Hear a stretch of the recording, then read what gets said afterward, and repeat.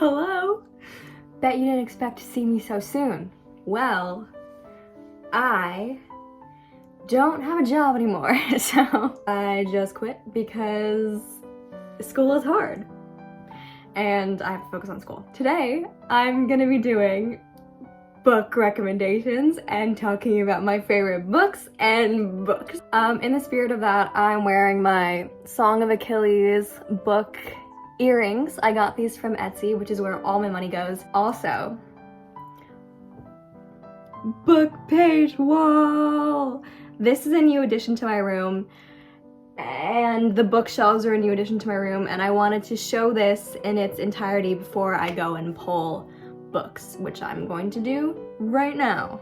I'm back, and I just want you to know that I have been talking for the past 5 minutes, didn't hit the record button. As soon as I hit the record button, it told me I don't have any storage left. So I had to delete some things, but now we're good, hopefully. So to start off our book recommendation video, I'm just gonna get into my 2 favorite books of all time.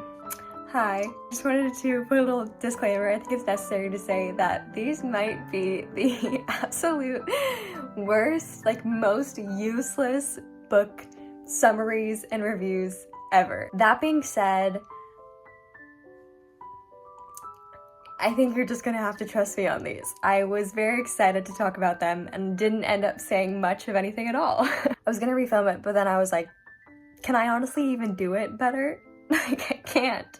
This is what it's gonna turn out to be every time. So I'm sorry if you were looking for more in-depth summaries. Nevertheless, I'm very excited to share my list of book recommendations with you, and I hope that you still check them out, even if you have no idea what they're about for this video. The first one may come as a surprise to some of you, to others of you who have watched my other videos. Maybe it isn't. The Catcher in the Rye by J.D. Salinger has been my favorite book since I read it sophomore year of high school when I was 15. The thing about The Catcher in the Rye is people often complain about Holden as a narrator and as a character. I think that it's time for the gals to reclaim The Catcher in the Rye because it doesn't deserve to belong to men. The great thing about this book, and something that one of my friends at the time actually told me about it, and he said something along the lines of, you know, it's great to relate to the book in the moment, but it's even better to grow up a little bit and look back on it and be glad that you don't relate to it anymore. And that is so true. That is so true. I can't say that I, exactly align with Holden anymore, but I don't align with my 15-year-old self anymore. That's part of growing up, and it's part of reflecting and changing and, becoming a kinder person. The most important thing, I think, is to look back on Holden as a character and sort of reevaluate everything about him that might have been annoying or pretentious or obnoxious. I don't know, there's so many beautiful moments and quotes from this book that just never leave my head. Don't tell anybody anything. If you do, you're gonna start missing everybody. And I love it very much, and it is always gonna be my favorite book. It's always gonna stick with me. And I don't think that should be a red flag anymore. I think that it should be a green flag. All right, moving on to a more recent read, The Invisible Life of Addie Larue. Oh my god. Okay, so I couldn't read this book in public, not because it's steamy or it's scandalous or whatever, but because it would make me so happy that I wouldn't stop giggling in public. I would squeal in public while reading this book, and I had to stop every couple pages and just take a breather, because between Henry Strauss, I don't know what to do with my love for Henry. I don't know where to put it. I don't know what to do with it. So I don't know if you can tell, but I'm Team Henry. This is a love triangle book. The main character, Addie Larue, is, first of all, her name's Addie, my name's Addie. I was like, slay queen, us, you know, we're like that, we're the same, we're interchangeable. But honestly, Addie as a character in this book in general is a love letter to book girls who have fallen in love a million times with people who don't know them or will never remember them, and the fact that it spans 300 years of history. Like, there's references to Beethoven, and it's just so cool.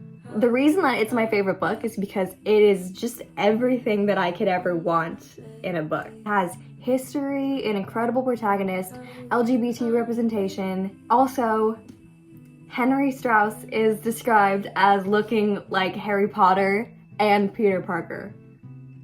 That is my dream man. That is my dream man.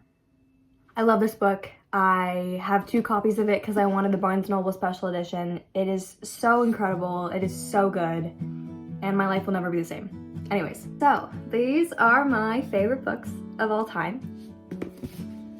And I could not recommend them more. Okay, moving on. So these are semi-autobiographical, and I feel like these should be added to all like AP Lit curriculums. So first off, we got On Earth We're Briefly Gorgeous by Ocean Vuong. Like, immediately, On Earth We're Briefly Gorgeous is probably the best book title, the best sentence I've ever heard, I've ever read.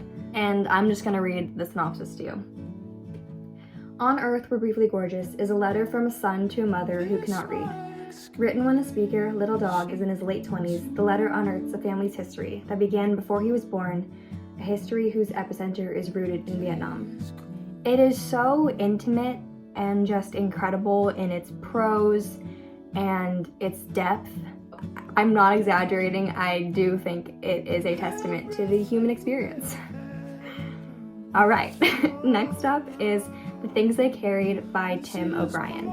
This book is a hard read in the sense that it's a bit heartbreaking. It is about the Vietnam War. I just think it's incredible, and I don't think anyone should, you know, shy away from reading this, because this again is just like a testament to the human experience and human resilience in one of the worst situations that one can experience. Moving on to a more lighthearted recommendation, Little Weirds by Jenny Slate. This book it's incredibly annotated. Like, I have so many lines and sentences that I've circled. It's just open to a random annotation. My vulnerability is natural and permissible and beautiful to me, and it should remind you of your responsibility to behave like a friend to me and the world. Another one. I couldn't feel anyone's heart pointed even in my direction, let alone anyone loving me or wanting me to be around. Very boring, very lonely, very tired again. It's funny and it's so realistic, and it was the perfect book to read while turning 18, because what it means to be a woman right now, I think, is perfectly encapsulated in Little Weirds by Jenny Slate. So this is my final nonfiction recommendation. Crush by Richard Scythe. I personally recommend reading this while listening to the band Stars, because it feels like a conversation. It's love as an obsession, as told by a gay man, as everything. It is being out of control and giving yourself over to somebody else, but also, you know, wanting to have yourself and wanting to have them. This book of poetry has infiltrated my brain, and I will never be the same. So I would like that to happen to you also. Okay, the moment we've all been waiting for, or the moment that I've been waiting for since I put on these earrings.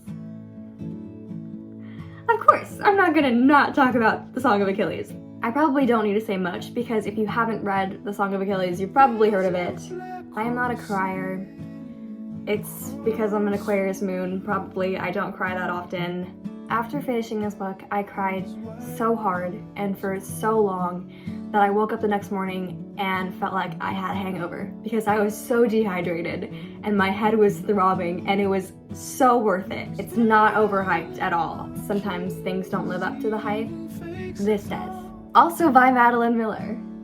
If you are a woman and you have ever been lonely, this is for you. The most that I knew about Cersei prior to reading this was from Percy Jackson, and I thought she was just a mean old sorceress who turned men into pigs. Those men, they deserve to be pigs. They deserve to be pigs. I think I have a thing for books about women who have to live much longer than any one person should have to live. I am excited about this next section. Fiction books that are part of a series. The first one, I don't have the first book in the trilogy to show you because I recommended this book to my friend Ashley, and I gave her my physical copy and she didn't like it and she kept it. So Ashley, if you're watching this, which I know you are, give me back Caraval. Good book.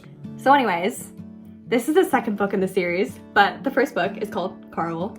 Two sisters, multiple love interests, magic, gods. Yeah? Are you hooked? Are you hooked? Line and sinker? What's the line and sinker? Hook, line. I want to live in this universe. Second one.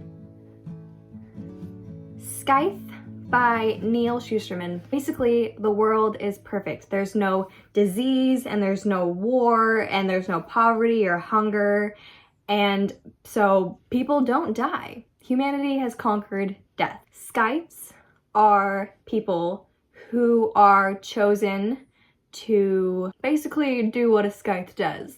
They go around and they sort of reap the world. They, you know, make sure that the population is balanced out. It's very government sanctioned. It's very...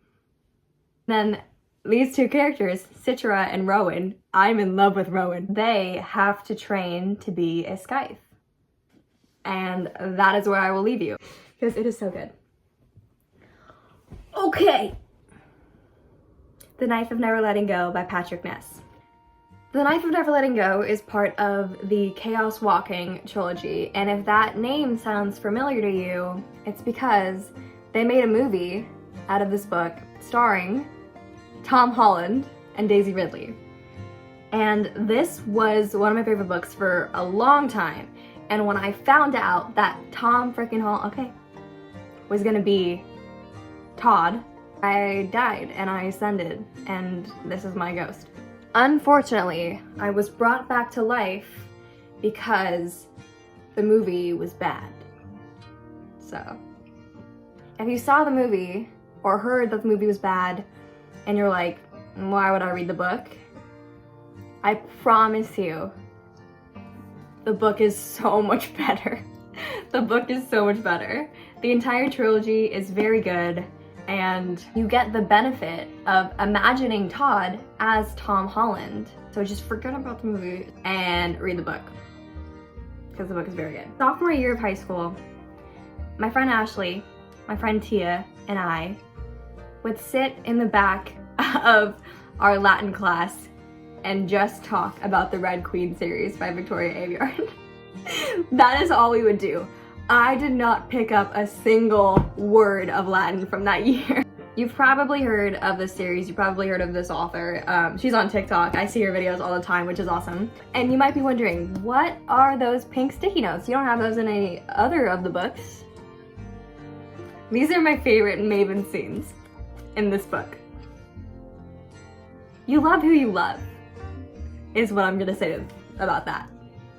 But please read this book. Okay, this last one in this section is something that I have never seen recommended on Book Talk or in the book videos I've watched. And I don't know why, because it is incredible and probably the most underrated young adult book series of all time. The Diviners by Bray. I'm a horror fan, and I wouldn't say that this is extreme horror, but something paranormal is going on, right? It takes place in the 1920s. It has an ensemble cast of characters, so if you're a fan of historical fiction, paranormal, superpowers, love triangles, please read The Diviners. It does not disappoint. It is so good. If anyone has read The Diviners, and just Sam has my whole heart, Sam has my body, and he has my soul, so. And finally, I just wanted to talk about the books that I'm currently reading. These have been on my TBR for a long time, and they're very popular on Book Talk. So I've never read a Colleen Hoover book, so this is gonna be my first one. It Ends With Us. I'm very excited. I think I'm actually gonna start this today. Surprisingly, it hasn't been spoiled for me yet, so excited about that. The second one is A Touch of Darkness. I love the Greek mythology retellings, so Hades and Persephone. Also, Madeline Miller is doing a Hades and Persephone retelling. But yeah, I'm very, very excited for this. I think this is a modern retelling, perhaps. And I will let you know what I think. Those are my book recommendations, my favorite books. If you have any recommendations or have read any of the books that I mentioned and just want to talk about them in the comments, please do. If you want to DM me and just say, you know, oh, The Diviners is the best book ever, you're so right, I would love that. So yeah, thank you for watching. Thank you for listening to me talk about books, my favorite thing to do. I love you guys, and I will see you soon, probably. Yeah, okay.